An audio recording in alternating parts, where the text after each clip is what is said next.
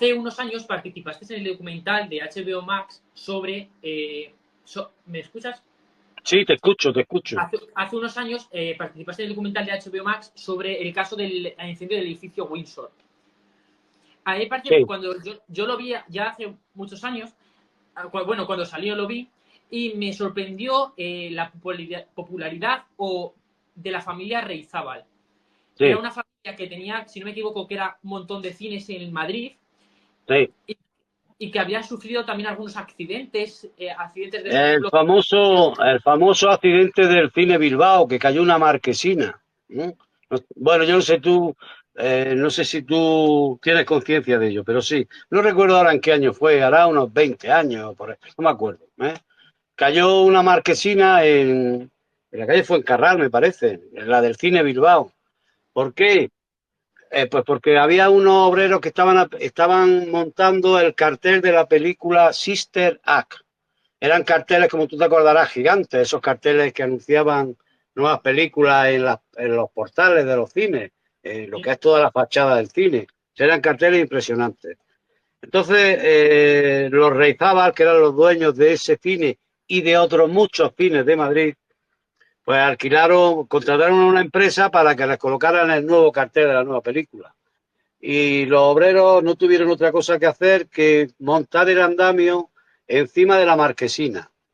Una marquesina que ya era antigua, que ya estaba un poco derruida, etcétera, y ahí empezaron a pirar pues el andamio, los hierros, el cartel de la película, todo, y ellos subidos también encima.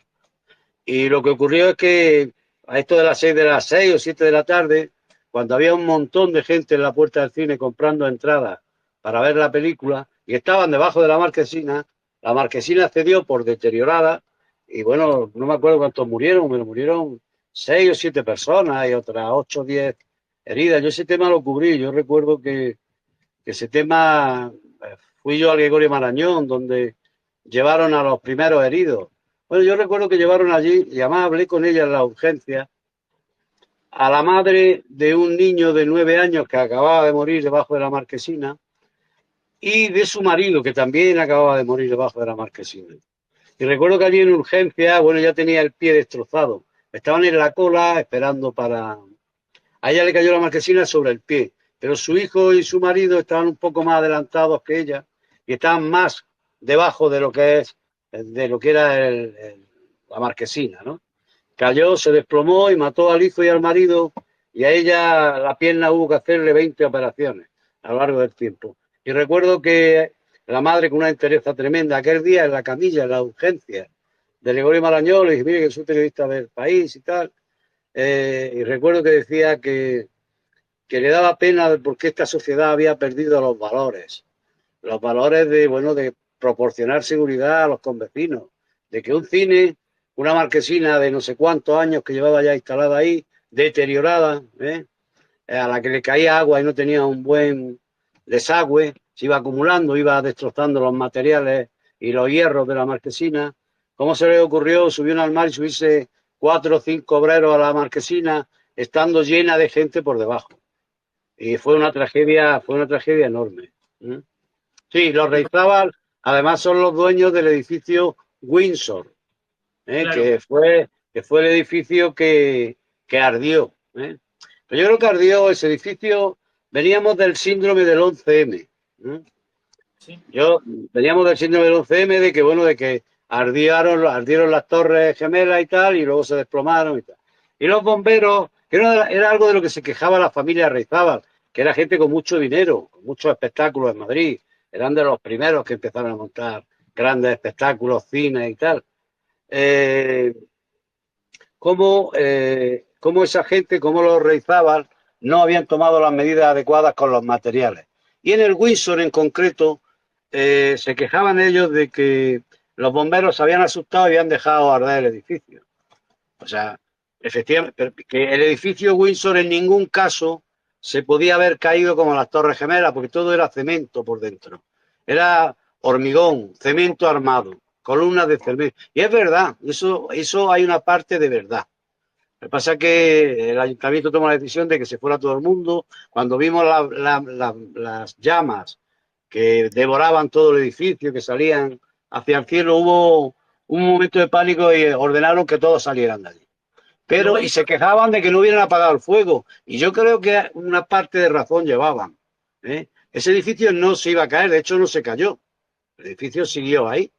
sí. Pero los bomberos saltaron y no siguieron apagando el fuego. ¿Qué ocurrió? Porque se quemó todo lo que había por dentro. ¿Eh? Se decía también que es que ahí Y había una una auditora muy prueba. importante, Sí, que perdón. se habla de los papeles que podía esconder esa auditora en algunos casos. Sí, sí, bueno, eso nunca. Ahí, pues, la causa que indicaron los peritos no, no fue un fuego intencionado.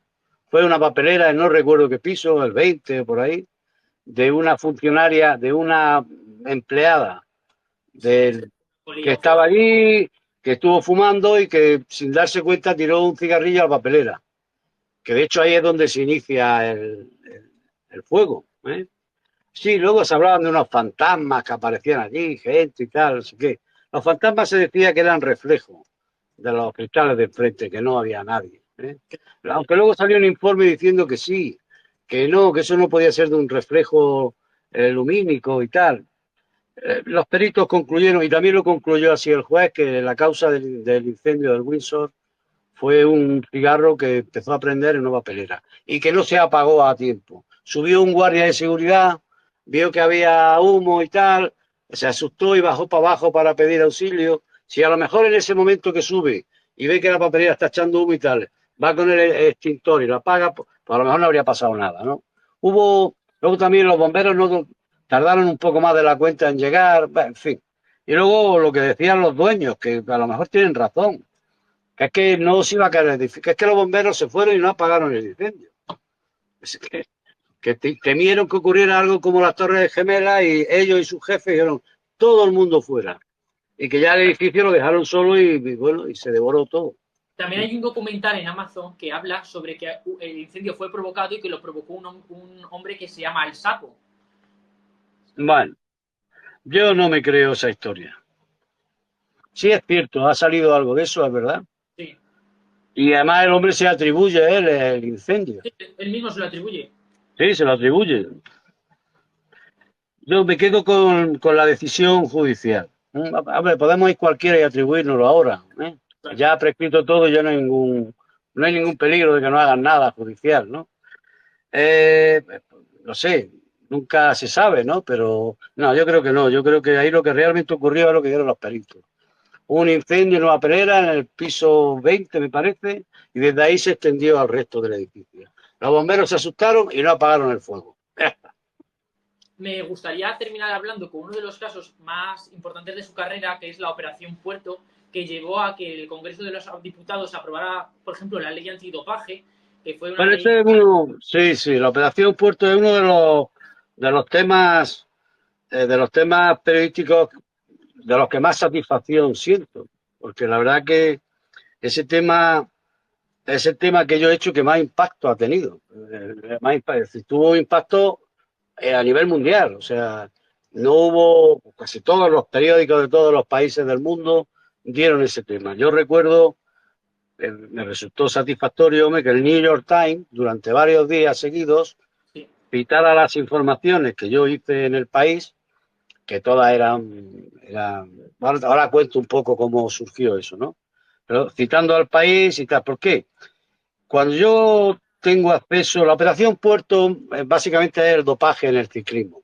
Dopaje, en España hay una serie de médicos, uno de ellos es Eufemiano Fuentes, que se dedican a lo siguiente.